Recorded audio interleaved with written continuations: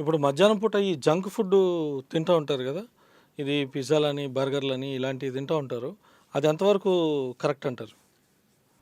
ఎవరైనా చిన్నపిల్లల దగ్గర నుంచి వృద్ధుల వరకు హెల్దీగా ఉండాలి, అలాగే మన ఏజ్ గ్రూప్ వాళ్ళు కనుక చాలా యవ్వనంగా అంటే చూడడానికి 30యా 40యా అనే కన్ఫ్యూజన్లో ఎదుటి వ్యక్తి ఉండాలి అంటే ఖచ్చితంగా మనం కూల్ డ్రింక్స్ కానివ్వండి, పిజ్జా బర్గర్, ఈ ఫ్రెంచ్ ఫ్రైస్ ఇలాంటివన్నిటిని అవాయిడ్ చేస్తే మన ఏజ్ 30యా 40 కనుక్కోవడానికి ఎదుటివాడికి 15 మినిట్స్ టైం పడుతుంది.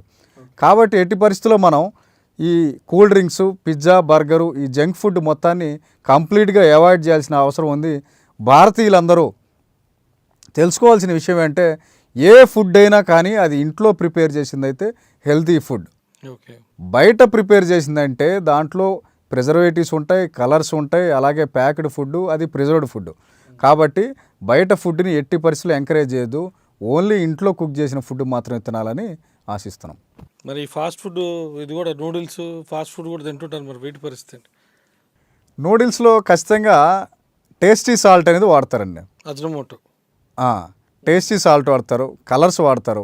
అలాగే వాళ్ళు ఎప్పుడో తీసుకొచ్చిన వెజిటేబుల్స్ కానివ్వండి, ఏదైనా దాంట్లో వాడి ఈవెన్ వాటర్ కూడా వాళ్ళు వాడేది మంచి వాటర్ వాడకపోవచ్చు. అవును, అందరి గురించి చెప్పట్లేదు. నార్మల్గా రోడ్ సైడ్ దొరికే వాళ్ళు జనరల్గా బయట తీసుకొచ్చేసి నాలాలో వాటర్ తీసుకొచ్చేసి కుళాయిలో వాటర్ తీసుకొచ్చేసి వాడతారు.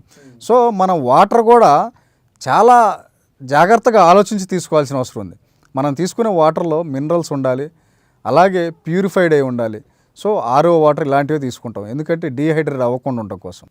సో కాబట్టి మనం తీసుకునే వాటర్ కూడా మనం 1-4 సార్లు ఆలోచించి తీసుకోవాల్సిన అవసరం ఉంది.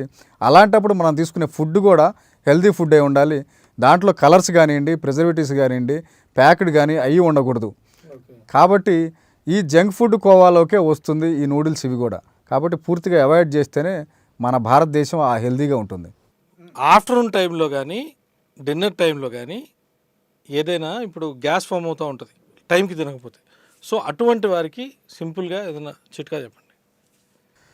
సో గ్యాస్ ఫామ్ అవుతుంది అని మనకు ఒక ఇండికేషన్ వచ్చినప్పుడు ఎప్పుడూ మనతో పాటు డ్రై ఫ్రూట్స్ కానివ్వండి, లేదా బిస్కెట్స్ కానివ్వండి, అది మైదా బిస్కెట్స్ కాకుండా మనకి బయట దొరుకుతున్నాయి అశ్వగంధ బిస్కెట్స్ అని, రాగి బిస్కెట్స్ అని, ఇలాగే మనకి ఈ మిల్లెట్స్ బిస్కెట్స్ అని దొరుకుతున్నాయి.